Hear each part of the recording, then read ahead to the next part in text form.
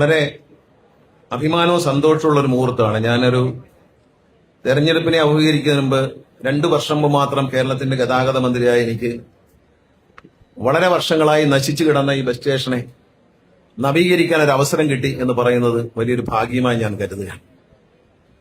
നമ്മളിവിടെ വന്ന് കാണുമ്പോൾ ചെളി കെട്ടിയ നിലയിലായിരുന്നു. അന്ന് ബഹുമാനായ MLA-യും MP-യും അതുപോലെ മുൻ മേയർ ഞങ്ങളെല്ലാവരും കൂടിയാണ് ഇവിടെ വന്ന് നോക്കുമ്പോൾ അന്ന് എലിപ്പനി പിടിക്കാതെ പോയത് ഭാഗ്യം. ഈ അഴുക്കുള്ളത്തിൽ ഇറങ്ങിയ എലിപ്പനി വരുമെന്നാണ് ഡോക്ടർമാർ പറയുന്നത്. എലിപ്പനി പിടിക്കാതെ പോകാൻ പറ്റിയത് ഭാഗ്യം എന്ന് കരുതി കാട് മൂടി ഒരു ടോയ്ലറ്റ് അവിടെ കിടപ്പുണ്ടായിരുന്നു. അതും 2001 ഞാൻ മന്ത്രിയായിരുന്നപ്പോൾ സുലഭിനെ കൊണ്ട് അന്ന് പണിയിച്ച ടൂറിസം വകുപ്പ് തോമസ് മാസ്റ്റർ ടൂറിസം മന്ത്രിയായിരുന്നപ്പോൾ അദ്ദേഹം തന്ന പണത്തിന് പണിതാണ്. പിന്നീട് അത് നശിച്ച് കാട് കയറി ഇവിടെ ഈ ബസ് സ്റ്റേഷനിൽ വരുന്നവർക്കൊന്ന് ടോയ്ലറ്റിൽ പോകാൻ സൗകര്യമില്ലാതായി. എറണാകുളം എന്ന് പറയുന്നത് തിരുവനന്തപുരം കഴിഞ്ഞാൽ കേരളത്തിലെ ഏറ്റവും പ്രധാനപ്പെട്ട ഒരു സ്റ്റേഷനാണ്. ആ സ്റ്റേഷന്റെ ഗതി എന്ന് പറയുന്നത് അധോഗതിയായിരുന്നു. വലിയ പരാതികളായിരുന്നു. മാധ്യമങ്ങളുടെ ഭാഗത്തുനിന്നും ജനങ്ങളുടെ ഭാഗത്തുനിന്നും യാത്രക്കാരുടെ ഭാഗത്തുനിന്നും പരാതികൾ മാത്രമേ കേൾക്കാനുണ്ടായിരുന്നു. ഇതെങ്ങനെയൊന്ന് പരിഹരിക്കാമെന്ന് ആലോചിച്ചപ്പോഴാണ് ബഹുമാനപ്പെട്ട MLA-യുമായി ദീർഘമായി സംസാരിക്കുകയും അദ്ദേഹം ഇതെങ്ങനെയൊന്ന് പരിഹരിച്ച് തരണം എന്നോട് പറഞ്ഞു. പക്ഷെ പരിഹരിച്ചതിൽ ഒരു പ്രധാന ക്രെഡിറ്റ് KSRTC CMD ആയ ശ്രീ പ്രമോദ് ശങ്കറിനാണ്. മിക്കവാറും എല്ലാ ആഴ്ചയിലും അദ്ദേഹം ഇവിടെ വന്ന് സന്ദർശിച്ച് അതിന്റെ ഓരോ ദിവസത്തെ റിപ്പോർട്ട് എനിക്ക് തിരുവനന്തപുരത്ത് വന്ന് പറയും. ഇതാണ് സ്ഥിതി, ഇവിടുന്ന് ഫോട്ടോ എടുക്കും, അവിടെ വന്നിട്ട് ഇന്ന പോലെ ചെയ്തു എന്ന് പറയും.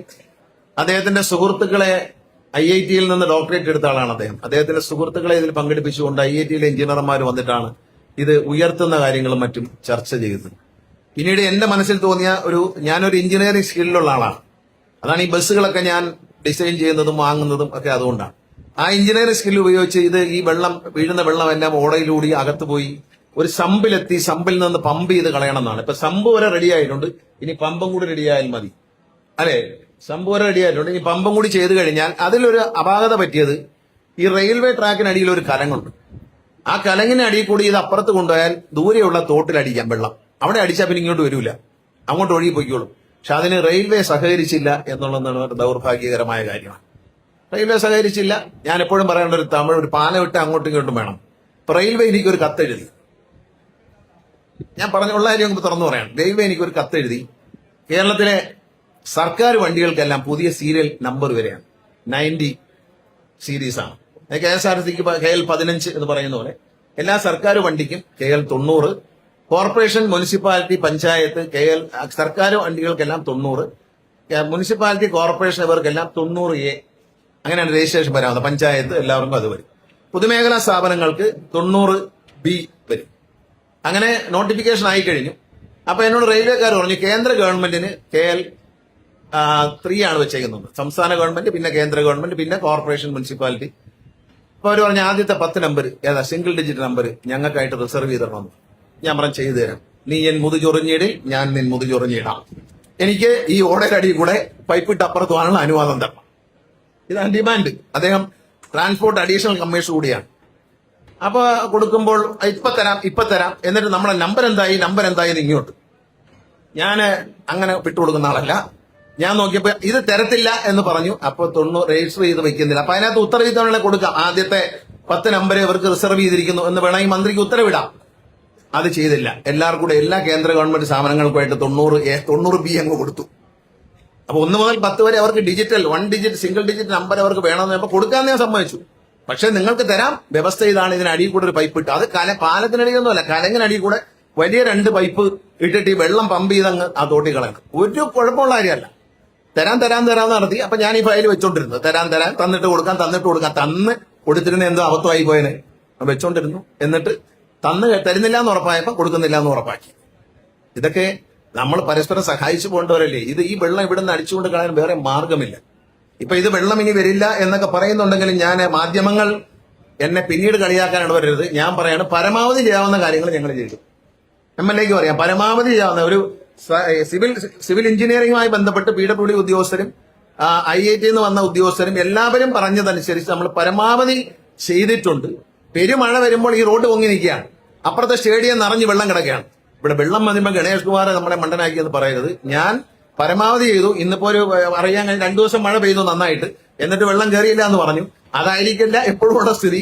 പക്ഷെ വെള്ളം പമ്പ് ചെയ്തുകൂടി കളയാൻ കഴിഞ്ഞാൽ വരില്ല എന്ന് ഉറപ്പ് പറയാം. വരാതിരിക്കട്ടെ എന്ന് പ്രാർത്ഥിക്കാം. കാരണം നമ്മളെ കൊണ്ട് ചെയ്യാവുന്ന ഒരു വൃത്തിയാക്കലിന്റെ ഭാഗമായിട്ട് വെള്ളം വരാതിരിക്കാനുള്ള എല്ലാ കാര്യങ്ങളും നല്ല വൃത്തിയായിട്ട് തന്നെ എഞ്ചിനീയർമാർ ചെയ്തിട്ടുണ്ട്. അത് നല്ല വൃത്തിയായിട്ട് തന്നെ പണി ചെയ്തു, നല്ല ഫിനിഷിങ്ങോടെ തന്നെ ചെയ്തു. അതിന് ഞാൻ അവരെ അഭിനന്ദിക്കുകയാണ്. പിന്നെ ഇതിപ്പോ ആർക്കും പ്രവചിക്കാൻ കഴിയത്തില്ല. കാരണം ഈ റോഡിൽ നിന്ന് എന്തുമാത്രം വെള്ളം ഇങ്ങോട്ട് വരും എന്നുള്ള കാര്യം പ്രവചിക്കാൻ പറ്റില്ല. പിന്നെ പുറയിലത്തെ തോട്ടിൽ നിന്ന് അഴുക്ക് വെള്ളം കയറത്തില്ല. അവിടെ ഒരു റീറ്റൈനിങ് വാള് പണിയണം എന്ന് ഞാൻ പറഞ്ഞു. ഒരു ഹൈറ്റുള്ള ഒരു വാള് പണിതിട്ടുണ്ട്. അതുകൊണ്ട് ആ തോട്ടിൽ കിടക്കുന്ന അഴുക്കുവെള്ളം ഇങ്ങോട്ട്, അവിടെ അഴുക്കുവെള്ളം പോകുന്ന മാലിന്യ ജലം പോകുന്നതാണ്, അതിന് ഇങ്ങോട്ട് കയറൂല എന്ന് ഉറപ്പുണ്ട്. പക്ഷെ ഈ റോഡിൽ നിന്ന് വെള്ളം വരാനുള്ള സാധ്യതയുണ്ട്. പക്ഷെ അതിന്റെ ഉള്ളിലേക്ക് കയറില്ല എന്നാണ് നമ്മളെല്ലാവരും പ്രതീക്ഷിക്കുന്നത്. പരമാവധി വെള്ളം ഒഴുകി പോകാനുള്ള സംവിധാനം ചെയ്തിട്ടുണ്ട്. ഇനി ഈ സമ്പിലൊരു വലിയ 2 മോട്ടറും കൂടി വെക്കണം. അടിയന്തരമായിട്ട് MD വെക്കും. ആരെയും സ്പോൺസറെ കിട്ടിയില്ലെങ്കിൽ KSRTC തന്നെ വെക്കും. ഇത് ഒറ്റ കാര്യം എനിക്ക് പറയാനുണ്ട്, വൃത്തിയാക്കി വെക്കണം. KSRTC ഇങ്ങനെയുള്ള കാര്യങ്ങൾ ഇപ്പൊ ദാരിദ്ര്യമില്ല. ഞങ്ങൾ പല കാര്യങ്ങളും ചെയ്യുന്നത് ഇരയിട്ട് മീൻ പിടിക്കാന്ന് പറയും. ഉണ്ടായിട്ടല്ല, ഒരുപാട് പൈസ ചാക്കി കെട്ടി വെച്ചിട്ടല്ല. പക്ഷേ ചില കാര്യങ്ങൾ ചെയ്യേണ്ടതായിട്ടുണ്ട്. അത് ചെയ്തില്ലെങ്കിൽ ശരിയാണ്. ഇവിടെ സുലഭിന് നമ്മൾ കൈമാറി. ടോയ്ലറ്റ് വളരെ മനോഹരം, നല്ല വൃത്തിയായി. MLA തന്നെ പറഞ്ഞു എയർപോർട്ടിലെ പോലെ നല്ല വൃത്തിയായി സൂക്ഷിക്കുന്നുണ്ട്. കൊട്ടാരക്കരയിൽ കൈമാറി, തകർന്നു കിടന്നു, അവര് തന്നെ റിപ്പയർ ചെയ്ത് കൈമാറി. കോട്ടയത്ത് കൈമാറിയപ്പോ അവിടുത്തെ KSRTC ഉദ്യോഗസ്ഥർ തന്നെ അവർക്കെതിരെ പരാതി കൊടുക്കുകയാണ്. ഇവര് വടക്കേ ഇന്ത്യക്കാരാണ്, ഇവരെ കയ്യും കാലും പിറക്കിയാണ് ഇവിടെ വരും. അവര് പറഞ്ഞു ഞങ്ങൾ എടുക്കൂലെന്ന് പറഞ്ഞു. അവസാനം ഞാൻ ഒറ്റയാള് MD എന്റെ അടുത്ത് കൊണ്ടുവന്നു, സാറേ ഇവർ ഒരു സ്റ്റേഷനേ എടുക്കത്തുള്ളൂ, വേറെ ഒന്നും എടുക്കാൻ അവർ തയ്യാറല്ല, അവർക്ക് പേടിയാണ് കേരളത്തിൽ എന്ന് പറഞ്ഞു. ഞാൻ പറഞ്ഞു ഞാനാണ് മന്ത്രി, നിങ്ങൾ എടുത്തിരിക്കും നടത്തിയിരിക്കും എന്ന് ഞാൻ ഉറപ്പ് കൊടുത്തു. ഞാൻ കൊടുത്ത ഉറപ്പിന്റെ പുറത്ത് അവരിവിടെ നിന്നു.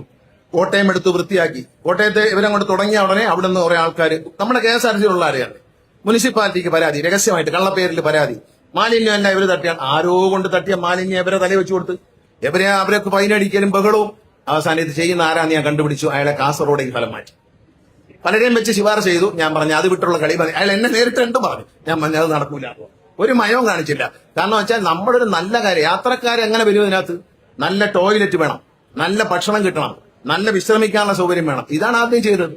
ഈ സ്ത്രീകൾക്കും കുട്ടികൾക്കും ഫാമിലി ആയിട്ട് വിശ്രമിക്കാനുള്ള മുറി എന്ന ആശയം ഞാൻ കൊണ്ടുവന്ന ആശയമാണ്. ഞാൻ മന്ത്രിയാവുന്നതിന് മുമ്പേ ഞാൻ വരച്ചു വെച്ചിരുന്ന, മന്ത്രിയാവുമെന്ന് വിചാരിച്ചല്ല, ആരെങ്കിലും ഒരു മന്ത്രിക്ക് ഇത് പറഞ്ഞു കൊടുക്കാം എന്ന ആഗ്രഹത്തോടുകൂടി ഞാൻ വരച്ചു വെച്ചതാണ്. ഞാൻ വരച്ചു വെച്ചാണ് ഈ ഗ്ലാസ് കൊണ്ടുള്ള, ഈ എല്ലാവർക്കും സുതാര്യമായ, സ്ത്രീകൾക്കൊക്കെ സുരക്ഷിതമായിട്ട് ഇരിക്കത്തക്ക രീതിയിൽ ബസ് വരുമ്പോൾ കാണാൻ പറ്റുന്ന ഗ്ലാസ് കൊണ്ടുള്ള എയർ കണ്ടീഷൻ ചെയ്ത വിശ്രമ മുറി. അത് എല്ലാ സ്ഥലത്തും ചെയ്തു തന്ന വിവോവാണ്. വിവോ കമ്പനിക്കാരാണ്. കോഴിക്കോട് ചെയ്തു, പത്തനംതിട്ട, അല്ലെ, കൊട്ടാരക്കര ഇപ്പൊ നമ്മൾ പുതിയ കെട്ടിടം പണിയുന്നോണ്ട് ചെയ്തില്ല, തിരുവനന്തപുരം, എല്ലാ സ്ഥലത്തും അവരാണ് ചെയ്തത്. ഇവിടെ നമുക്ക് വീഗാലാൻഡ് ചെയ്തു തന്നു, അവരാണ് ചെയ്തു തന്നത്. അങ്കമാലിയിലും വിവോ ആണ് ചെയ്തു തന്നത്. പാലക്കാട് ചെയ്തു തന്നു വിവോ. എല്ലാ സ്ഥലത്തും നമ്മളിപ്പോ AC വെയിറ്റിംഗ് റൂം ഉണ്ട്. ഈ AC വെയിറ്റിംഗ് റൂം ഉള്ളത് കൊണ്ട് ഫാമിലി ആയിട്ട് വരുന്നവർക്ക് വളരെ സൗകര്യമാണ്. മൊബൈൽ ചാർജ് ചെയ്യാം. ഈ മാതൃഭൂമി കോർണർ ഉണ്ടാക്കിയതുപോലെ അങ്കമാലിയിലൊക്കെ മാതൃഭൂമി ഒരു ബുക്ക് സ്റ്റാൻഡ് വെച്ചിട്ടുണ്ട്. അതിനകത്ത് മാതൃഭൂമിയുടെ എല്ലാ പ്രസിദ്ധീകരണങ്ങളും അവരതിനകത്ത് വെച്ചിട്ടുണ്ട്. കാരണം ഇരിക്കുന്ന സമയത്ത് മൊബൈലിൽ കുത്തിക്കൊണ്ടിരിക്കും, ചിലർ വായിച്ചുകൊണ്ടിരിക്കും. അപ്പം വായനയ്ക്കുള്ള ഒരു ആളുകൾക്ക് ബോറടിക്കാതിരുന്ന് വായിക്കാനുള്ള ആവശ്യമായ ബുക്കുകൾ മാതൃഭൂമിക്കോ മനോരമയ്ക്കോ ആർക്കുണ്ടെങ്കിലും സൗജന്യമായിട്ട് അതിനകത്ത് സ്റ്റാൻഡ് വയ്ക്കാൻ അനുവാദം തന്നേക്കാം. അതിനകത്ത് വെച്ചു കൊടുത്ത വായിക്കുമല്ലോ ആൾക്കാർ. ഇവിടെ ഇപ്പൊ മാതൃഭൂമിയുടെ ഒരു കോർണർ തന്നെ ഉണ്ടായി. അതുപോലെ ഈ എല്ലാ വിശ്രമ മുറിക്കകത്തും മാധ്യമങ്ങൾ ഇറങ്ങുന്ന ഈ പീരിയോഡിക്കൽസ് ബുക്കുകളെല്ലാം വെക്കാനും അത് അന്നന്ന് കൊണ്ടുവയ്ക്കാനും മാറ്റി വെക്കാനും ഒക്കെ ഉള്ള സൗകര്യം ചെയ്തു തരാൻ തയ്യാറാണ്. അങ്കമാലിയിൽ ചെയ്തിട്ടുണ്ട്. മാതൃഭൂമിയാണ് സ്റ്റാൻഡ് വെച്ചല്ലേ, മാതൃഭൂമി വെച്ചിട്ടുണ്ട്. അപ്പൊ അങ്ങനെ മാധ്യമങ്ങൾ മുന്നോട്ട് വന്നാലേ ചെയ്യാൻ, ആളുകൾക്ക് അവിടെ ഇരുന്ന് ഇരിക്കുമ്പോൾ വായിക്കാം, കഥകളൊക്കെ വായിച്ചിട്ട് ബുക്ക് അവിടെ വെച്ചിട്ട് പോകണം എന്നേ ഉള്ളൂ. അതൊരു വലിയ സൗകര്യമായി മാറിയപ്പോൾ യാത്രക്കാരുടെ എണ്ണം കൂടി. പിന്നെന്താണ്, ബസ് പോകുന്ന വഴിക്ക് നിർത്തുന്ന ഹോട്ടലുകൾ വേറും തല്ലിപ്പൊളി ഹോട്ടലിൽ നിർത്തുമായിരുന്നു. അത് നിർത്തി. ടോയ്ലറ്റ് സൗകര്യങ്ങൾ പോലുമില്ല. ഇപ്പൊ ഞങ്ങൾ 72ഓളം റെസ്റ്റോറന്റുകൾ കേരളത്തിനകത്തും ബാംഗ്ലൂർ റൂട്ടിലുമായിട്ട് ഐഡന്റിഫൈ ചെയ്തിട്ടുണ്ട്. അതിനെ അക്രഡിറ്റ് ചെയ്യുന്നത് നല്ല 2 ടോയ്ലറ്റ് പുരുഷന്മാർക്കും നല്ല 2 ടോയ്ലറ്റ് സ്ത്രീകൾക്കും വേണം. കിച്ചൺ നന്നായിരിക്കണം, നല്ല ഒരു മാന്യമായ പ്രൈസ് ആയിരിക്കണം, നല്ല ഫുഡ് ആയിരിക്കണം. ഇത് പരിശോധിക്കാൻ 3 മാസം കൂടുമ്പോൾ KSRTCയുടെ ഒരു ടീമിനെ ഈ സ്ഥലങ്ങളിലേക്ക്, എവിടെങ്കിലും മോശമാണെന്ന് കണ്ടാൽ അപ്പൊ തന്നെ കട്ട് ചെയ്യും. അവരുമായിട്ട് വേറെ ഒന്നുമില്ല. KSRTC അതുകൊണ്ടൊരു നേട്ടമില്ല. 10 രൂപയുടെ ഒരു ടിക്കറ്റ് അടിക്കും, വണ്ടി ഇവിടെ വന്നു എന്ന് കാണിക്കാൻ വേണ്ടി. കണ്ടക്ടർക്കും ഡ്രൈവർക്കും ഫുഡ് ഫ്രീ ആയിട്ട് കൊടുക്കണം. പണ്ടൊക്കെ രഹസ്യമായിട്ടായിരുന്നു, ഇപ്പൊ പരസ്യമായിട്ട് പറയുകയാണ്. മന്ത്രി തന്നെ പറഞ്ഞു അവർക്ക് 2 പേർക്കും ഫുഡ് ഫ്രീ ആയിട്ട് കൊടുക്കണം. ഡ്രൈവറും കണ്ടക്ടർക്കും ഫുഡ് ഫ്രീ ആയിരിക്കണം. 2 or 3 വണ്ടി പാർക്ക് ചെയ്യാനുള്ള സ്പേസ് ഉണ്ടാവണം. അങ്ങനെ വന്നപ്പോൾ ഒരുപാട് ഫാമിലി KSRTC ആശ്രയിക്കാൻ തുടങ്ങി. പലരും സ്കൂട്ടറും കാറും ഒക്കെ ഉപേക്ഷിച്ചിട്ട് KSRTCയിലേക്ക് കയറുകയാണ്. ഞാൻ ഇവിടെ വെച്ച് ഒരു കാര്യം കൂടി, ഇതുവരെ പറയാത്തൊരു കാര്യം കൂടി ഉദ്ഘാടനം ചെയ്തിട്ടേ പോവുള്ളൂ. അത് ഉദ്ഘാടനം ചെയ്തില്ലെങ്കിൽ ഇനി ചെയ്യാൻ പറ്റാതെ വരും. അടുത്ത 15-ാം തീയതിയോടുകൂടി, 15-ാം തീയതി 20-ാം തീയതിക്ക് മുമ്പായി നമുക്ക് ബിസിനസ് ക്ലാസ് ബസ് വരും. വോൾവോയുടെ ബസ്സാണ് വരുന്നത്. അതിൽ പാൻട്രി ഉണ്ട്, അതിൽ ടോയ്ലറ്റ് ഉണ്ട്. അത് തിരുവനന്തപുരത്ത്, കൊച്ചിയിൽ നിന്ന് രാവിലെ ഒരു വണ്ടി തിരുവനന്തപുരത്തേക്കും, തിരുവനന്തപുരത്ത് നിന്ന് രാവിലെ ഒരു വണ്ടി കൊച്ചിക്കും പുറപ്പെടും. റോഡ് പണി കഴിഞ്ഞാൽ അത് രാവിലെ തൃശ്ശൂരിൽ പോയി നിൽക്കും. തൃശ്ശൂരിൽ നിന്നായിരിക്കും തുടങ്ങുന്നത്. അത്രയും ദൂരമെങ്കിലും നമ്മൾ കവർ ചെയ്യും. ഏതാണ്ട് 3.5-4 മണിക്കൂറുകൾ കൊണ്ട് തിരുവനന്തപുരത്ത് എത്തുന്നത്. എങ്ങും സ്റ്റോപ്പില്ല, മിന്നൽ പോലെയാണ്. ഇവിടം വിട്ടാൽ ആലപ്പുഴ, ആലപ്പുഴ വിട്ടാൽ കൊല്ലം, കൊല്ലം വിട്ടാൽ തിരുവനന്തപുരം. ആ ബുക്കിംഗ് കംപ്ലീറ്റും തിരുവനന്തപുരത്തേക്കാണെങ്കിൽ ഇത് എവിടെയും സ്റ്റോപ്പ് ചെയ്യില്ല. കാരണം ടോയ്ലറ്റ് അതിനകത്തുണ്ട്, ഫുഡ്, നിങ്ങൾക്ക് എന്ത് ഫുഡ് വേണമെങ്കിലും ഓർഡർ ചെയ്യാം. അതിനകത്ത് മെനു ഉണ്ട്. ആ മെനു നേരത്തെ ഒന്ന് കാണാം. അത് ടിക്കറ്റ് റിസർവ് ചെയ്യുമ്പോൾ തന്നെ ഫുഡും കൂടി, വിമാനത്തിലെ പോലെ ഫുഡും കൂടി റിസർവ് ചെയ്തിട്ട് കയറാം. ഒരു ചായ കൂടുതലാണ് വിട്ടു വരും. അതിനകത്ത് ടിക്കറ്റ് കൊടുക്കുന്നതും ടിക്കറ്റ് പരിശോധിക്കുന്നതും എല്ലാം ഒരു ഹോസ്റ്റസ് ആയിരിക്കും, ഒരു ലേഡി അതിനകത്ത് ഉണ്ടാകും. അവരാണ് ആ കാപ്പി ചായയൊക്കെ എടുത്ത് തരുന്നതും ആഹാരം തരുന്നതും എല്ലാം അവരായിരിക്കും. ബസ് ഹോസ്റ്റസ് എന്നൊരു സങ്കല്പം ഉണ്ടാക്കിയാണ്. അതെല്ലാം തെരഞ്ഞെടുത്ത് റെഡിയാക്കിയിട്ടുണ്ട്. വണ്ടി വരുമ്പോൾ ഞാനൊന്ന് ഓടിച്ചു നോക്കും. അത് കഴിഞ്ഞാൽ വണ്ടി ഉദ്ഘാടനം ചെയ്തിരിക്കുന്നു. വണ്ടി ഓടാൻ നേരത്തെ ഇലക്ഷൻ കമ്മീഷന്റെ പ്രഖ്യാപനം വരുന്നതിന് മുമ്പേ വണ്ടി ഉദ്ഘാടനം ചെയ്തിരിക്കുന്നു. അല്ലെങ്കിൽ ഉദ്ഘാടനം ചെയ്യേണ്ടെന്ന് പലരും പറയും. അതുകൊണ്ട് നേരത്തെ ഉദ്ഘാടനം ചെയ്തിരിക്കുന്നു. വണ്ടി പണിത് തീരാറായി. ഇനി അതിന്റെ കളർ കൊടുക്കണം. കളർ ഇന്നലെ ഞാനും MD കൂടെ ചർച്ചകൾ നടത്തി. കളറിൽ ചില മാറ്റങ്ങൾ വരുത്തി. നല്ല എലിഗന്റ് ആയിട്ടുള്ള കളറായിരിക്കും, ഫ്ലാഷി ആയിട്ടുള്ള കളറായിരിക്കില്ല. പക്ഷെ കുറച്ചൊരു ബിസിനസ് എക്സിക്യൂട്ടീവ് ലുക്കുള്ള ഒരു വണ്ടിയായിരിക്കും. എല്ലാ സൗകര്യവും ഉണ്ട് അതിനകത്ത്. ടോയ്ലറ്റ് ഉണ്ട് അതിനകത്ത്. അതിന്റെ ടോയ്ലറ്റ് ഒക്കെ വെച്ചേക്കുന്ന സ്ഥലമൊക്കെ ഉണ്ടാ നിങ്ങൾ ഞെട്ടിപ്പോവും. പാൻട്രി ഉണ്ട്, എല്ലാ സൗകര്യങ്ങളും ഉണ്ട് അതിനകത്ത്. ബസ് ഹോസ്റ്റസ് ആയിരിക്കും. ഡ്രൈവറും ഉണ്ടാവും, ബസ് ഹോസ്റ്റസും ഉണ്ടാവും. ടിക്കറ്റ് ചെക്ക് ചെയ്ത് കയറ്റുന്ന അവരായിരിക്കും. ബാക്കി എല്ലാ കാര്യങ്ങളും, ആഹാരം കൊടുക്കുന്നതും മറ്റു കാര്യങ്ങളെല്ലാം അവര് അറ്റ് യുവർ സർവീസ് ആയിട്ട് ഉണ്ടാവും. വിമാനത്തിലുള്ളതുപോലെ ഒരു ഹോസ്റ്റസിനെ നമ്മൾ ഈ 2 ബസ്സിലും വെക്കും. ഇവിടുന്ന് അങ്ങോട്ടും അവിടുന്ന് ഇങ്ങോട്ടും. അത് ചില ഒരുപക്ഷെ മലയാളിയാകണം എന്നില്ല ഈ വയ്ക്കുന്ന ആള്. കാരണം മലയാളികൾക്ക് ഒരു ചെറിയ കുഴപ്പമുണ്ട്. നമ്മളെല്ലാം ട്രെയിനിങ് കൊടുക്കും. 4 ദിവസം അതനുസരിച്ച് ചെയ്യും. 5ാമത്തെ ദിവസം അത് വൃത്തിയിടാക്കും. പിന്നെ അവരത് ഊരും പോലെ ചെയ്യും. പക്ഷെ ഈ വടക്കേന്ത്യയിൽ നിന്നൊക്കെ വരുന്ന ആൾക്കാരാണെങ്കിൽ, ലേഡീസ്, പെൺകുട്ടികൾ, നമ്മള് നോർത്ത് ഈസ്റ്റേൺ സ്റ്റേറ്റുകളിൽ നിന്നൊക്കെ വരുന്ന ഒരു ബ്യൂട്ടി പാർലറൊക്കെ കുട്ടികളുണ്ട്. ഇപ്പൊ എങ്ങനെ പഠിപ്പിച്ചാലും അത് തന്നെ ചെയ്യും എല്ലാ ദിവസവും. നമ്മളുള്ള സത്യം പറയണമല്ലോ. അങ്ങനെ ആരെങ്കിലും നോക്കാനാണ് ഞാൻ MDയോട് പറഞ്ഞത്. കാരണം വെച്ചാൽ ഈ പഠിപ്പിച്ചു കൊടുക്കുന്ന കാര്യം കൃത്യമായി പാലിക്കണം. ഡ്രസ്സിങ്ങിന്റെ കാര്യത്തിലായാലും ഒക്കെ. ഇവിടെ തന്നെ ഒരു മെഷീൻ കിട്ടിയ കാര്യം പറഞ്ഞു. നല്ല വിലയുള്ള ഒരു മെഷീനാണ് കിട്ടിയേക്കുന്നത്. ഈ തറ മുഴുവൻ വൃത്തിയാക്കാൻ പറ്റുന്ന ഒരു മൂവിയാവുന്ന ഒരു വലിയ മെഷീനാണ് കിട്ടിയേക്കുന്നത്. ആ മെഷീൻ 2 ദിവസം ഉപയോഗിക്കും. 3-ാമത്തെ ദിവസം പ്ലഗ് വലിച്ചു പൊട്ടിച്ച് ചീത്തയാക്കിയിട്ട് ഇവിടെ ഒതുക്കി ഇട്ടിട്ട് ചൂലും കൊണ്ടിറങ്ങും. അതുകൊണ്ട് ഒരു കാര്യം കൂടി ഞാൻ പറയാം. Thiruvananthapuram bus station cleaning contract കൊടുത്തിരിക്കുകയാണ്. എറണാകുളം ബസ് സ്റ്റേഷൻ പുതുക്കി പണിഞ്ഞ സ്ഥിതിക്ക് ഇതും ക്ലീനിങ് കോൺട്രാക്ട് കൊടുക്കാൻ തീരുമാനിച്ചിരിക്കുക. ഒരു കമ്പനിക്ക് ക്ലീനിങ് തിരുവനന്തപുരത്ത് നമ്മൾ കണക്ക് കേട്ടാൽ നിങ്ങൾ ഞെട്ടും. തിരുവനന്തപുരത്ത് നമ്മൾ ക്ലീനിങ്ങിന് കൊടുത്തുകൊണ്ടിരുന്ന ശമ്പളം 1,80,000. ക്ലീനിങ് കോൺട്രാക്ടർക്ക് ഒരു മാസം കൊടുക്കുന്നത് 98,000 രൂപ. അപ്പൊ 4 വ്യത്യാസം ആലോചിച്ചു. ഒന്നും ക്ലീനായില്ല. 1,98,000 രൂപ നമ്മൾ ശമ്പളം കൊടുക്കുമായിരുന്നു. തൂക്കം വരുന്നവർ വൃത്തിയാവത്തുമില്ല. ഇപ്പൊ എന്ത് പറ്റി? നമ്മൾ സൂപ്പർവിഷൻ മാത്രമേ ഉള്ളൂ. അവര് ക്ലീൻ ചെയ്യും. മാസം 98,000 രൂപ കൊടുത്താൽ മതി. അപ്പൊ അതാ ലാഭം. KSRTC 1 ലക്ഷം രൂപയുടെ ലാഭമാണ്. ഇങ്ങനെയൊക്കെ തന്നെ അപ്പൊ വന്നു കഴിഞ്ഞാൽ നല്ല ക്ലീൻ ആണ്. തിരുവനന്തപുരം ബസ് സ്റ്റേഷൻ പോയി കണ്ടു, വളരെ ക്ലീൻ ആയിട്ട് കിടക്കുകയാണ്. ഇത് നല്ല ക്ലീൻ ആയിട്ട് പണിതിരിക്കുകയാണ്. ഇതിന് മെഷീനും ഒക്കെ വാങ്ങിച്ചു കൊടുക്കുന്നുണ്ട്.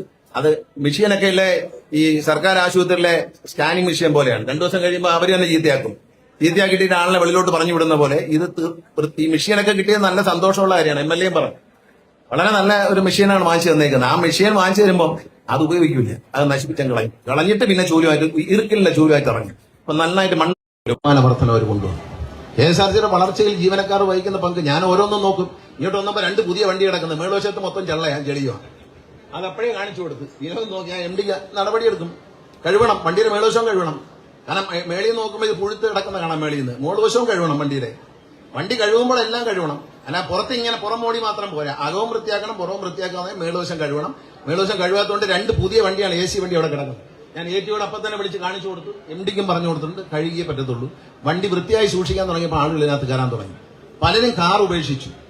തിരുവനന്തപുരത്ത് കാനറ ബാങ്കിന്റെ മാനേജർ ആയിരുന്ന ഒരു ലേഡി എനിക്കൊരു മെസ്സേജ് അയച്ചു, ഞാൻ കാറ് വിറ്റു. അപ്പൊ ഞാൻ വിചാരിച്ചു എന്തോ ഒരു കുഴപ്പം സംഭവിക്കാൻ പോവുകയാണ്. കാരണം RTO ഓഫീസിൽ എന്തോ കുഴപ്പം ഉണ്ടായിട്ടുണ്ട് അവർക്ക് എന്ന് വിചാരിച്ചു. അടുത്ത പരാതി താഴോട്ട് വായിച്ചവൻ പറഞ്ഞു, KB യുടെ വണ്ടി എനിക്ക് വളരെ ഇഷ്ടപ്പെട്ടു. KSRTC വണ്ടിയിൽ KB എന്ന് അവരെന്നെ ഏൽപ്പിച്ച പോലെ തന്നെ KB യുടെ വണ്ടി എനിക്ക് വളരെ ഇഷ്ടപ്പെട്ടു. KSRTC വണ്ടിയാണ് സൗകര്യം എനിക്ക് മനസ്സിലായതുകൊണ്ട് ഞാൻ കാർ അങ്ങ് വിറ്റു. ഇപ്പൊ യാത്രയെല്ലാം ബസ്സിലാക്കിയെന്ന് പറഞ്ഞു. അതുപോലെ ബഡ്ജറ്റ് ടൂറിസം. നമ്മുടെ പ്രായമുള്ള അമ്മമാർക്കും ഒറ്റയ്ക്ക് ജീവിക്കുന്നവർ, പ്രായമായ അച്ഛനമ്മമാരും ഒക്കെ ജീവിക്കുന്നവരുണ്ട്. അവർക്ക് ഈ ബഡ്ജറ്റ് ടൂറിസം വളരെ ഗുണം ചെയ്തിട്ടുണ്ട്. അവർ ബഡ്ജറ്റ് ടൂറിസത്തിൽ പല സ്ഥലത്തും പോകാൻ പറ്റുന്നു. ഇപ്പൊ ക്ഷേത്രങ്ങൾ കേന്ദ്രീകരിച്ച് ബഡ്ജറ്റ് ടൂറിസം, പിന്നെ ചില ടൂറിസ്റ്റ് കേന്ദ്രങ്ങൾ റിസോർട്ടിലേക്ക് പോയി അവിടെ താമസിക്കാനുള്ള സൗകര്യത്തോടുള്ള റിസോർട്ട് ബഡ്ജറ്റ് ടൂറിസം. തമിഴ്നാട്ടിലുള്ള ക്ഷേത്രങ്ങളും കൊടൈക്കനാൽ അടക്കം സന്ദർശിക്കാൻ തമിഴ്നാടുമായി ചൊവ്വാഴ്ച നമ്മൾ എഗ്രിമെന്റ് ഏർപ്പെടുകയാണ്. പുതിയ എഗ്രിമെന്റ്, സംസ്ഥാനതല അന്തർ സംസ്ഥാന എഗ്രിമെന്റ് ആണ്. അതിൽ പുതിയ ഒരുപാട് റൂട്ടുകൾ നമ്മൾ ചോദിച്ചിട്ടുണ്ട്. അതുകൂടാതെ തമിഴ്നാട് സർക്കാർ ചോദിച്ചേക്കുന്ന അവര് 50 ബസ് മലയാള മാസം 1-ാം തീയതി മുതൽ 5 ദിവസം ശബരിമല നട തുറക്കുമ്പോൾ അവർക്ക് 50 ബസ് വരാൻ സമ്മതിക്കണം. ഞാൻ ഓക്കെ എന്ന് പറഞ്ഞു. പകരം 50 ബസ് ആ സമയത്തല്ല, ആ 30 ദിവസത്തിനുള്ളിൽ കേരളത്തിന്റെ വിവിധ ഭാഗങ്ങളിൽ നിന്ന് തമിഴ്നാട്ടിലെ പല ഡെസ്റ്റിനേഷനിലേക്ക് ബഡ്ജറ്റ് ടൂറിസം വണ്ടികൾ ഓടാൻ അവർ പെർമിറ്റ് തരണം. നമ്പറാണ്, മറ്റേ കിലോമീറ്റർ ആണ് വയ്ക്കുന്നത്. ഇവിടെ നിന്ന് 200 കിലോമീറ്റർ അങ്ങോട്ട്, അവിടെ നിന്ന് അവർ ഇങ്ങോട്ട് ഇരുന്ന് നമ്മൾ 600 കിലോമീറ്റർ ഓടി മദ്രാസിലേക്ക് ഒരു വണ്ടി പോയാൽ അവർക്ക് നാഗർകോവിലിൽ നിന്ന് അങ്ങ് കാസർഗോഡ് വരെ വണ്ടി ഓടിക്കാം കിലോമീറ്റർ വരുമ്പോൾ. അത് മാറ്റിക്കൊണ്ട് 50 വണ്ടി അവർ ഇങ്ങോട്ട് കൊണ്ടുവരുന്നു ശബരിമലയ്ക്ക് വേണ്ടി മാത്രം. എവിടെ നിന്ന് വരാം? അവർക്ക് എവിടെ നിന്നുള്ള വരാം, തമിഴ്നാട്ടിൽ എവിടെ നിന്നുള്ള വരാം. പക്ഷെ ഞങ്ങൾ ഇവിടെ നിന്ന് അങ്ങോട്ട് ബഡ്ജറ്റ് ടൂറിസത്തിൽ, അവിടെ നിന്ന് തമിഴ്നാട്ടുകാരെയൊന്നും അതിനകത്ത് കയറ്റുന്നില്ല, നമ്മൾ ഇവിടുന്ന് പോവുകയാണ്. ബഡ്ജറ്റ് ടൂറിസത്തിൽ നമ്മളിത് അങ്ങോട്ട് കൊണ്ടുപോകും. അതാണ് KSRTCയുടെ ഈ ബഡ്ജറ്റ് ടൂറിസം. എല്ലാ ക്ഷേത്രങ്ങളും, ഇപ്പൊ ഗുരുവായൂർ ക്ഷേത്രത്തിലേക്ക് ബഡ്ജറ്റ് ടൂറിസത്തിൽ പോയി കഴിഞ്ഞാൽ ഗുരുവായൂർ ദേവസ്വവുമായ ഒരു ടൈപ്പ് ഉണ്ടാക്കിയിട്ടുണ്ട്. ബഡ്ജറ്റ് ടൂറിസത്തിൽ ചെല്ലുന്നവർക്ക് അവിടെ മുനിസിപ്പാലിറ്റിയുടെ ഉടമസ്ഥയിലുള്ള ഒരു എയർ കണ്ടീഷൻ ഡോർമെറ്ററി ഉണ്ട്, അവിടെ ഇറങ്ങാം. ഇപ്പൊ ഉത്സവമായിട്ട് അവർ അനുവദിക്കുന്നത്. ഉത്സവം കഴിഞ്ഞാൽ ഉടനെ ഇത് വരും, നിലവിൽ വന്നു കഴിഞ്ഞു. അവിടെ ചെന്ന് കഴിഞ്ഞാൽ അവിടെ ഒരു കോർഡിനേറ്റർ ഉണ്ട്. നമ്മുടെ കോർഡിനേറ്ററുമായിട്ട് ബന്ധപ്പെട്ട് കഴിഞ്ഞാൽ ഈ ഭക്തജനങ്ങൾ, ഈ ഗുരുവായൂർ വണ്ടിയിൽ വന്നവർ ഈ അവിടെ നേരെ ചുമ്മാ ടിക്കറ്റ് എടുക്കല്ലേ, ബഡ്ജറ്റ് ടൂറിസത്തിൽ വരുന്നവർ മാത്രം ഈ ഒരു ഡോർമെറ്ററിയിൽ ചെല്ലും. അവിടെ നിന്ന് അവര് ടിക്കറ്റ് എടുത്തുകൊണ്ട് അവരെ നേരെ കൊണ്ടുപോയി പ്രത്യേക ഒരു ക്യൂവിലൂടി ഭഗവാനെ തൊഴിച്ചിങ്ങി പ്രതി വിടും.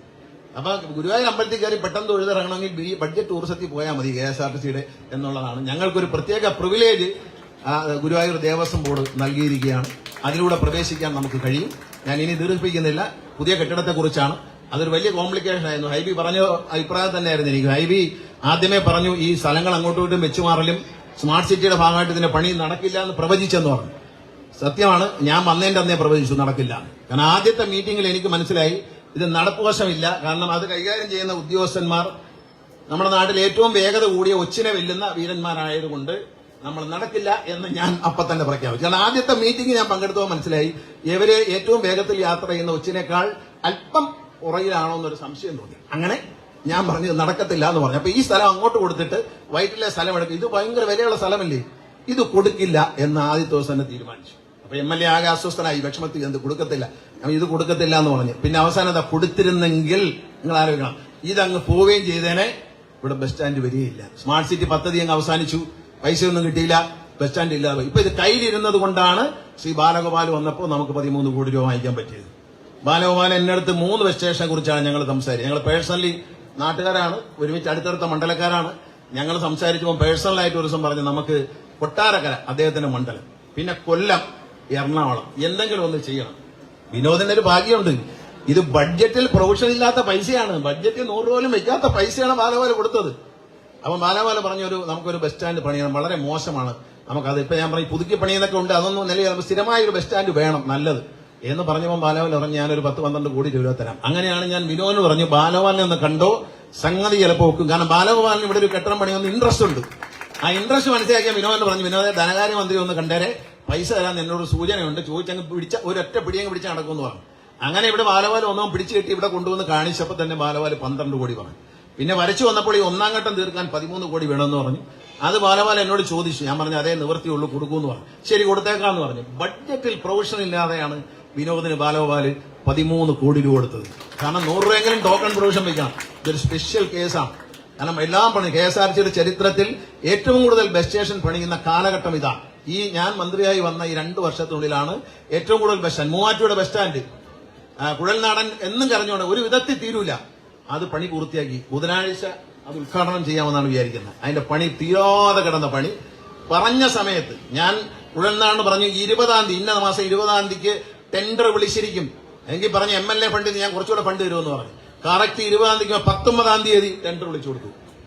PWD ആണ് എല്ലാവർക്കും ചെയ്യുന്നത്. ഞാനും റിയാസ് മിനിസ്റ്ററുമായിട്ട് സംസാരിച്ചിട്ട് KSRTCയുടെ മുഴുവൻ വർക്കുകളും PWD കൈമാറി. കാരണം വെച്ചാൽ MLA-മാർക്ക് PWD വർക്കുകൾ റിവ്യൂ ചെയ്യാനുള്ള ഒരു സംവിധാനമുണ്ട്. KSRTC ഇത് പണിയാനുള്ള സംവിധാനമില്ല. അതുകൊണ്ട് എന്ത് പറ്റി, ഹിന്ദുസ്ഥാൻ ലാറ്റക്സിനെ ഏൽപ്പിക്കുക, കേരയിൽ കോർപ്പറേഷനെ ഏൽപ്പിക്കുക, നടക്കത്തേയില്ല. ചെങ്ങന്നൂരൊക്കെ കേരയിൽ കോർപ്പറേഷൻ വെച്ച് എല്ലാം എടുത്ത് ദൂരെ കളഞ്ഞിട്ട് PWD ഏൽപ്പിച്ചു. അവരെല്ലാം ചെങ്ങന്നൂർ ബസ് സ്റ്റേഷൻ കല്ലിട്ടു, കൊട്ടാരക്കര ബസ് സ്റ്റേഷൻ കല്ലിട്ടു, പിന്നെ കായംകുളം ബസ് സ്റ്റേഷൻ, ഏറ്റവും കൂടുതൽ ബസ് സ്റ്റേഷൻ ഉണ്ടാക്കുന്ന കാലഘട്ടമാണ്. കായംകുളം ബസ് സ്റ്റേഷൻ ടെൻഡർ കല്ലിട്ടു, ടെൻഡർ വിളിച്ച് കോൺട്രാക്ടർ എടുത്ത് എഗ്രിമെന്റ് ഇട്ട് കഴിഞ്ഞു. അപ്പൊ പണി ഉടനെ തുടങ്ങും. കായംകുളം ബസ് സ്റ്റേഷൻ കണ്ടു കഴിഞ്ഞാൽ സാധാരണ ഒരു പെട്ടി പോലെ ഇരിക്കുന്ന ബസ് സ്റ്റേഷൻ ഒന്നുമല്ല, നല്ല ഒരു കപ്പൽ ഇങ്ങനെ കരയിൽ കയറി കിടക്കുന്നിരിക്കും. ഹൈവേയിൽ നിന്ന് നോക്കിക്കഴിഞ്ഞാൽ ഒരു കപ്പൽ കിടക്കുന്നിരിക്കും. ഇവിടെ പണിയുന്ന ബസ് സ്റ്റാൻഡും ഏറ്റവും ആധുനികമായ ഡിസൈനിലാണ്. പഴയ ബസ് സ്റ്റാൻഡ് ഡിസൈൻ എല്ലാം മാറി. ഇന്ന് തൃശ്ശൂർ പുതിയ ബസ് സ്റ്റാൻഡിന്റെ കല്ലിടയാണ്. പിന്നെ പുതിയ ബസ് സ്റ്റാൻഡുകൾ ആലുവയിൽ തുറന്നു. ആലുവയിൽ തുറന്നതിന് ഇന്നും നമ്പർ ഇട്ട് കിട്ടിയിട്ടില്ല. കാരണം അവിടെ STP വെച്ചില്ല, നമ്പർ ഇട്ട്. പത്തനംതിട്ട എത്രയോ വർഷമായി, 8 കൊല്ലം 10 കൊല്ലമായി പണിഞ്ഞിട്ട് നമ്പർ ഇടാത്തോണ്ട് കട വാടകയ്ക്ക് കൊടുക്കാൻ പറ്റില്ല. അങ്ങനെ ഒരു ചോദിക്കാൻ നാഥനും നമ്പോക്കും ഇല്ലാതെ കിടന്ന് നശിച്ച് ഇതെല്ലാം പോവുകയാണ്. പത്തനംതിട്ട ബസ് സ്റ്റാൻഡ് വാടകയ്ക്ക് കൊടുത്താൽ തന്നെ മാസം ഒരു 50 ലക്ഷം രൂപ വാടക. അത്രയ്ക്കധികം കടയുണ്ട് അതിനകത്ത്. വാടക കൊടുക്കുന്ന നിവൃത്തിയില്ല, കാരണം അതിന് നമ്പർ ഇട്ടിട്ടില്ല. പാലക്കാട് നമ്പർ ഇടാതെ തന്നെ കുറെ ആളുകളെ കയറ്റിങ്ങിരുത്തി. പാലക്കാട് മുനിസിപ്പാലിറ്റി നമ്പർ ഇട്ട് കയറത്തില്ല. കുറെ ആളുകൾ വഴി കയറി അങ്ങ് പാത്രം വെച്ച് അലുമിനിയം ഷെഡ് ഒരു കടയും അടിച്ചു വെച്ച് ഫ്രണ്ടിലിരിക്കുക. നിസ്സാര വാടക അതോട്ട് തരുന്നുമില്ല. എന്നിട്ട് എവന്മാര് സിവിൽ കോടതിയിൽ പോയി കേസ് പറഞ്ഞു. മുമ്പിരുന്ന ഒരു മന്ത്രിയുടെ പാർട്ടിക്കാരെ അറേഞ്ച് ചെയ്ത് കൊടുത്താ. ഏതായാലും കൊള്ളാം, അവിടെ കയറി ഇരുന്നു. അമ്മ ഇറങ്ങുന്നുമില്ല, മുനിസിപ്പാലിറ്റി നമ്പർ വിടുന്നില്ല. ഇപ്പൊ കേസ് ഹൈക്കോടതി വരെ എത്തി. ഇവരെല്ലാം സർവ്വ സിവിൽ കോടതിയിലും സിവിൽ കേസ് കൊടുത്തിരിക്കുക. അവിടെ എല്ലാം കൊടുത്തേക്കാം. പാലക്കാട് വടക്കൻ സർവ്വ സ്ഥലത്തും കൊണ്ടും കോടതി ഉള്ളിടത്തെല്ലാം കേസ് കൊടുത്തേക്കും. അവന്മാര് കുത്തകക്കാർ ഇതിനകത്ത് കയറി പറ്റും ഈ കടകൾ എടുക്കാൻ വേണ്ടി. ഒരു കുത്തക ടീമുണ്ട്. അവര് ക്യാന്റീൻ അങ്ങനെയായിരുന്നു. ക്യാന്റീൻ അവസാനിപ്പിച്ചു. കാരണം ക്യാന്റീൻ ടെൻഡർ വിളിച്ചാൽ നല്ല രീതിയിൽ നടത്താൻ വരാൻ തയ്യാറല്ല, ഉഴപ്പിയെ നടത്തണം. അതുകൊണ്ടാണ് ഞാൻ ക്യാന്റീൻ വേണ്ട, പകരം റോഡിൽ ആൾക്കാർ നല്ല ഹോട്ടലുകളിൽ നിർത്തി കഴിക്കട്ടെ എന്ന് തീരുമാനിച്ചു. ഈ കോവിഡിന് ശേഷം ധാരാളം നല്ല റെസ്റ്റോറന്റുകൾ റോഡ് സൈഡിലൊക്കെ തുടങ്ങിയിട്ടുണ്ട്. അവർക്കൊരു വരുമാനമാവട്ടെ. പല ചെറുപ്പക്കാരും തുടങ്ങിയ ഒരു സ്വയം തൊഴിൽ കണ്ടെത്തിയ ഒരു മാർഗത്തിന് ഒരു ഉപകാരമാവട്ടെ എന്ന് ഞാൻ വിചാരിച്ചു. അങ്ങനെയാണ് അത് ചെയ്തത്. ഇത് പുതിയ മന്ദിരം വളരെ മനോഹരമായിരിക്കും. അവിടെ ആദ്യഘട്ടത്തിൽ ബസ് വരുന്നതിനും പോകുന്നതിനും സൗകര്യം ഉണ്ടാവും, ടോയ്ലറ്റ് ഫെസിലിറ്റി ഉണ്ടാവും, പിന്നെ ടിക്കറ്റ് കാര്യങ്ങളൊക്കെ കൈകാര്യം ചെയ്യാനുള്ള ജീവനക്കാർക്ക് വിശ്രമിക്കാനുള്ള സൗകര്യം വരെ അതിനകത്ത് ഉണ്ടാവുള്ളൂ. ബാക്കിയെല്ലാം ഈ കെട്ടിടത്തിൽ തുടരും തൽക്കാലം. അതിന്റെ രണ്ടാം ഘട്ടം ഒരു 10 കോടി രൂപ വരേണ്ടതുണ്ട്. രണ്ടാം ഘട്ടം അത് കോൺക്രീറ്റ് ബിൽഡിംഗ് ആണ്, സൈഡിലാണ്. അത് സൈഡിൽ വരുമ്പോൾ അതും ഒരു ഗ്യാരേജും അതിനകത്ത് വരും. രണ്ടാം ഘട്ടത്തിൽ ഗ്യാരേജും വരും. അത് രണ്ടും കൂടി വന്നു കഴിയുമ്പോൾ ഇത് പൂർണ്ണമാകും. ഇപ്പൊ ഒന്നാം ഘട്ടമാണ് തുടങ്ങുന്നത്. നമ്മൾ ഈ സ്മാർട്ട് സിറ്റിയിൽ നിന്ന് പിന്മാറാനുള്ള കാര്യം കൂടി ഞാൻ പറഞ്ഞുതരാം. മറ്റൊരു കാര്യം, ഇവിടെ കയറുമ്പോൾ 4 KSRTC ബസ് മാത്രമേ നമുക്ക് തരത്തുള്ളൂ. 4 ബേ, ബാക്കിയെല്ലാം പ്രൈവറ്റ് ബസ്സിന് കൊടുക്കണമെന്നാ. ഒരൊറ്റ പ്രൈവറ്റ് ബസ് കലൂര് വന്നു പോകും, ഇതിനകത്ത് വരൂല എന്ന് ഞാൻ നിങ്ങൾക്ക് ഉറപ്പ് തരാം. വരൂല. അവരെ സൈക്കോളജി എനിക്കറിയാം. അവര് വരൂല. അവര് കലൂര് വന്നിട്ട് അങ്ങ് പോകും. ഇതിനകത്ത് ആരും കയറത്തില്ല. ഇത് നശിച്ചു പോയാൽ ഇപ്പൊ ഇത് KSRTCയുടെ മാത്രമായി ചെയ്യുന്നതുകൊണ്ട് ഇത് KSRTC നല്ല നിലയിൽ നടത്തും, നല്ലൊരു സംവിധാനമായി മാറും എന്നുറപ്പാണ്. ഇതിനുവേണ്ടി ഏറ്റവും അധികം പരിശ്രമിച്ച നമ്മുടെ MLA ഉണ്ട്, അദ്ദേഹത്തെ ഞാൻ അനുമോദിക്കുകയാണ്. ഹൈബീഡൻ 2 കോടി രൂപ നേരത്തെ കൊടുത്തിരുന്നു. അത് KSRTCയിൽ ഒരു എഞ്ചിനീയറിംഗ് വിങ് ഉണ്ടായിരുന്നു, അവരാണ് നശിപ്പിച്ചത്. അതിനെ നാശമാക്കി, അത് പൊളിച്ചു കളയേണ്ടി വന്നു. അത് വിജിലൻസ് കേസായിട്ട് കിടക്കുകയാണ്. നമ്മൾ വളരെ പ്രയാസപ്പെട്ടാണ് അത് പൊളിച്ചു കളഞ്ഞത്. അതിൽ വന്ന ഉദ്യോഗസ്ഥരെ എല്ലാം സർവീസിൽ നിന്ന് പിരിച്ചുവിട്ടു. ഇപ്പൊ KSRTCക്ക് ഒരു സിവിൽ വിങ് എന്നൊരു സംഭവം ഒഴിവാക്കുകയാണ് ഞങ്ങൾ. അത് വേണ്ട എന്നുള്ളതാണ്. PWD ചെയ്യട്ടെ എന്നുള്ളതാണ്. പരിചയസമ്പന്നരായ PWD എഞ്ചിനീയർമാർ ചെയ്യും. ഡിസൈൻ ചെയ്തിരിക്കുന്ന എല്ലാം PWD ആണ്. നമ്മൾ നല്ല നിലയിൽ ഈ കെട്ടിടം നിർമ്മാണം തുടങ്ങിയാൽ വളരെ വേഗത്തിൽ തീരും. ഇതിൽ നല്ലൊരു ഭാഗം സ്റ്റീലിന്റെ വർക്കാണ്. അത് വേറെ സ്ഥലത്ത് നിന്ന് കാസ്റ്റ് ചെയ്താണ് വരുന്നത്, വന്ന് പിടിപ്പിക്കലാണ്. ബേസിക് വർക്ക് മാത്രമേ ഇവിടെയുള്ളൂ. ബാക്കിയെല്ലാം സ്റ്റീലിൽ ചെയ്തു വരെയാണ് വെളിയുന്നത്. അതുകൊണ്ട് പെട്ടെന്ന് പണി തീരുമെന്നാണ് വിശ്വസിക്കുന്നത്. എല്ലാവിധ നന്മകളും നേർന്നുകൊണ്ട് വേഗത്തിൽ പണി തീരട്ടെ എന്ന് ആശംസിച്ചുകൊണ്ട് ഈ പുതുക്കി പണിത ബസ് സ്റ്റേഷൻ നാശമാക്കാതെ എല്ലാവരും സൂക്ഷിക്കണം. ജീവനക്കാരത് ചെയ്യണം. അതുപോലെ ഇന്നിവിടെ വന്നപ്പോൾ KSRTC ഈ വർക്ക്ഷോപ്പിന് ഒരു ലീക്ക് ഉണ്ടായിരുന്നു, റൂഫ് ലീക്ക് ഉണ്ടായിരുന്നു. അത് KSRTC തന്നെ പൈസ കൊടുത്ത് അത് ചെയ്തിട്ടുണ്ട്. വർക്ക്ഷോപ്പുകളുടെ അന്തരീക്ഷമൊക്കെ മാറും, കുറച്ചുകൂടി നല്ല മോഡേൺ ആയിട്ടുള്ള സംവിധാനങ്ങൾ വരും. അതുപോലെ KSRTCയുടെ മേയറുമായിട്ട് ഇവിടെ ഇരിക്കുമ്പോൾ മേയർ പറഞ്ഞത് സിറ്റിയുടെ പല ഭാഗത്തേക്കും KSRTC ചെല്ലുന്നില്ല എന്ന് പറഞ്ഞു. അപ്പോൾ നമ്മളിപ്പോ ഈ വൈറ്റിൽ ഗോശ്രീ പാലം വഴി അകത്തേക്ക് കയറുന്ന വണ്ടികൾ പലതും നല്ല നിലയിലാണ് ഇപ്പൊ പോകുന്നത്. ഗോശ്രീ പാലം വഴി കയറുന്ന ഒരു പരാതി, കുറച്ചുകൂടി ഗോശ്രീ പാലത്തിൽ കൂടി വണ്ടികൾ കയറ്റിക്കൊണ്ട് ഇനി പോകാത്ത സ്ഥലങ്ങൾ, ഇപ്പം ഈ പച്ചാളം ഇങ്ങനെയുള്ള സ്ഥലങ്ങളിലേക്കൊക്കെ വണ്ടി പോകുന്നില്ല. അപ്പൊ അവിടുന്ന് കയറിയിട്ട് അങ്ങനെ ഐബിയുടെ റോഡുണ്ടല്ലോ, ചെറിയ ബസ് വരുന്നുണ്ട്. അത് ഓർഡർ ചെയ്തിട്ടുണ്ട്. വരുന്ന മുറയ്ക്ക് ചെറിയ ബസ് തരാം. സിറ്റിക്കകത്ത് ഓടത്തക്കതി ചെറിയ ബസ് CMD തരും, ATOയ്ക്ക് കേട്ടോ. ചെറിയ ബസ് വരാനുണ്ട്. കോർപ്പറേഷൻ ഓഫീസിന് മുമ്പിൽ, പുതിയ കോർപ്പറേഷൻ ഓഫീസിന് മുമ്പിൽ ഒരു ബസ് സ്റ്റോപ്പ് അനുവദിച്ചതായി ഇവിടെ വെച്ച് തന്നെ പ്രഖ്യാപിക്കുന്നു. MD നാളെ തന്നെ വിളിച്ച് പറഞ്ഞിട്ട് ഒരു ഉത്തരവാക്കി കൊടുക്കണം. പിന്നെ ഗോശ്രീ പാലം വഴി കൂടുതൽ വണ്ടികൾ പ്രവേശിക്കും. കാരണം അത് കാക്കനാട് ഭാഗത്തേക്കൊക്കെ ഇപ്പൊ പോകുന്നുണ്ട്. മറ്റ് സ്ഥലങ്ങൾ കൂടി ATO കണ്ടുപിടിച്ചതിന് ശേഷം എനിക്ക് റിപ്പോർട്ട് തരാമെന്ന് അദ്ദേഹം പറഞ്ഞിട്ടുണ്ട്. അത് തരുന്ന മുറയ്ക്ക് ആ വണ്ടികൾ അനുവദിക്കും. ആവശ്യമുള്ളത്ര ഡ്രൈവർമാരെയും കണ്ടക്ടർമാരെയും ആവശ്യമുള്ള വാഹനങ്ങളും കൊടുക്കും. KSRTC ഒരു ബുദ്ധിമുട്ടുമില്ല. KSRTC രക്ഷപ്പെടും. നിങ്ങൾ ജീവനക്കാരോട് ഞാൻ പറയുന്നു, എങ്ങനെങ്കിലും തെരഞ്ഞെടുപ്പ് പ്രഖ്യാപിക്കുന്നതിന് മുമ്പ് കടം എവിടുന്നെങ്കിലും സർക്കാരിൽ നിന്ന് പൈസ ഒപ്പിച്ച് നിങ്ങൾക്ക് DA തരുന്ന കാര്യവും ഞാൻ ആലോചിച്ചുകൊണ്ടിരിക്കുകയാണ്. എല്ലാം ചെയ്തു. ഞാൻ ബഹുമാനപ്പെട്ട മുഖ്യമന്ത്രിയോട് സംസാരിച്ചിട്ടുണ്ട്. അദ്ദേഹം ധനകാര്യമന്ത്രിയോട് സംസാരിക്കാന്ന് പറഞ്ഞു. നമ്മുടെ കയ്യിൽ പൈസ ഇല്ലാത്തതുകൊണ്ട് സർക്കാർ എന്ത് തരണം, അതിന് വേണ്ടിയിട്ട് ഞാൻ ബാലഗോപാലിനോട് സംസാരിച്ചു. കൊടുക്കുന്നത് പറഞ്ഞാൽ ഒരു ദിവസം മതി. അതൊക്കെ പറഞ്ഞതാണ്. ഞാൻ പോകുന്നതിന് മുമ്പ് തന്നിട്ട് പോകണമെന്ന് എനിക്കൊരു ആഗ്രഹമുണ്ട്. കാരണം ശമ്പളം 1-ാം തീയതി തന്നവനാണ്, ഒരുമിച്ച് തന്നവനാണ്. അപ്പൊ ഇതൊക്കെ വരുമ്പോൾ അതുകൂടി ആയാലും എനിക്കൊരു സന്തോഷം. നിങ്ങളെ DA ഒന്നും പിടിച്ചു വെക്കുന്നതിന് എനിക്ക് താല്പര്യമുള്ള ആളല്ല. എന്റെ കയ്യിൽ ഉണ്ടെങ്കിൽ എനിക്കറിയാം, ആ നിമിഷം ഞാൻ തരും. അതിനകത്ത് വേറെ സംശയമൊന്നുമില്ല. ഞാൻ ബഹുമാനപ്പെട്ട മുഖ്യമന്ത്രിയുടെ കാര്യം സംസാരിച്ചിട്ടുണ്ട്. അദ്ദേഹം ബാലഗോപാലുമായിട്ടൊന്നും സംസാരിക്കാം, ധനകാര്യമന്ത്രിയുമായിട്ടൊന്നും സംസാരിക്കാം. കാരണം എന്താ, ഈ വർഷാവസാനമായതുകൊണ്ട് ഖജനാവിൽ ലിക്വിഡിറ്റിയുടെ പ്രശ്നമുണ്ട്, പൈസ ഇല്ലായ്മയുടെ ഒരു പ്രശ്നമുണ്ട്. വർഷാവസാനം വരുമ്പോൾ എല്ലാ പേയ്മെന്റും ഒരുമിച്ച് കൊടുക്കേണ്ട ഒരു സമയമാണ്. ഞങ്ങൾ വേറൊരു പ്രപ്പോസൽ 1000 കോടി രൂപ ഉടനെ കിട്ടാനുള്ള പ്രപ്പോസൽ ഞാൻ രഹസ്യമായിട്ട് വെച്ചിരിക്കണം. അദ്ദേഹത്തിന് പറഞ്ഞിട്ടുണ്ട്. അത് അടുത്ത മന്ത്രിസഭാ യോഗം പാസ്സായാൽ ഒരു മാർച്ച് അവസാനം ആകുമ്പോഴത്തേക്ക് ഒരു 1000 കോടി രൂപ ഖജനാവിലേക്ക് വരാനുള്ള ഒരു പരിപാടിയുണ്ട്. അത് ഇപ്പൊ വെളി പറയുന്നത് ശരിയല്ല, അതുകൊണ്ട് പറയുന്നില്ല. അത് ട്രാൻസ്പോർട്ടുമായിട്ട് ബന്ധപ്പെട്ടതാണ്. അത് വലിയൊരു ആനുകൂല്യം ജനങ്ങൾക്കും കിട്ടുന്ന ഒരു കാര്യമാണ്. അത് നടപ്പിൽ വന്നാൽ ഈ ലിക്വിഡിറ്റി ഉണ്ടാവും. അപ്പൊ ലിക്വിഡിറ്റി ഉണ്ടാക്കി കൊടുക്കുന്നതിന്റെ കാരണം എന്ന് പറയുന്നത് ഇതുകൂടിയൊക്കെ ഒന്ന് അനുവദിച്ചു തരണം എന്ന് വിചാരിച്ചിട്ടാണ്. തീർച്ചയായിട്ടും ബഹുമാനപ്പെട്ട മുഖ്യമന്ത്രി അതിൽ ഇടപെടാമെന്ന് സമ്മതിച്ചിട്ടുണ്ട്. അദ്ദേഹം ഒന്ന് സംസാരിച്ചതിന് ശേഷം എന്നോട് പറയും. അദ്ദേഹം അത് പോസിറ്റീവായിട്ട് തന്നെയാണ് അദ്ദേഹം എന്റെ റിക്വസ്റ്റ് സ്വീകരിച്ചിരിക്കുന്നത്. നിങ്ങളിവിടെ ഒന്ന് പ്രാർത്ഥിച്ചോളുക നടക്കാനായിട്ട്. ഈ തരാൻ പോകുന്നവരെ മനസ്സൊരു മനസ്സാണ്. ആ മനസ്സൊന്ന് അലിയാൻ വേണ്ടി നിങ്ങളോട് പ്രാർത്ഥിക്കണം. എന്റെ മനസ്സലിഞ്ഞിട്ടുണ്ട്, പക്ഷെ അത് കൊണ്ട് കാര്യമില്ല. തരേണ്ടവർ മനസ്സലിയാൻ വേണ്ടി എല്ലാവരും ഒന്ന് ജീവനക്കാരൊന്ന് പ്രാർത്ഥിച്ചോളൂ എന്ന് മാത്രം പറയുന്നു. നിങ്ങളുടെ ഇവരുടെ അനുവാദത്തോടെ ഈ പുതുക്കി പണിത ഈ മന്ദിരത്തിന്റെയും അതുപോലെ പുതുതായി നിർമ്മിക്കുന്ന മന്ദിരത്തിന്റെയും ശിലാസ്ഥാപനവും നിർവഹിച്ചായി അറിയിക്കുന്നു. നന്ദി, നമസ്കാരം, ജയ്.